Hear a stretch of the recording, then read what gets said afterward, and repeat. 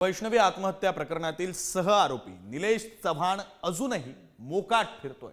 निलेश चव्हाण विरोधात पोलिसांकडून lookout notice सुद्धा जारी करण्यात आली आहे। तर 2 दिवसांपासून फरार निलेशचा पोलिसांकडून अजूनही शोध सुरूच आहे। निलेश चव्हाणला नेमका कुणाचा आश्रय आहे असा सवाल आता नेत्यांकडून विचारला जातोय। आश्चर्य वाटतं, कारण आम्हाला कायम अभिमान आहे महाराष्ट्र पोलिसांचा आणि मुंबई पोलिसांचा की अशा वाईट महिलांच्या बाबतीत घाणेरडं वागणूक करणाऱ्यांना आमची पोलीस महाराष्ट्राचे असतील किंवा पुण्याचे असतील अगदी पक्का न्याय देतात महिलांना। पण यावेळेला मला कळत नाहीये, बिघडताना दिसतंय। तर मात्र आता आम्ही नक्की कोणाकडे बघायचं आम्हाला न्याय देतील।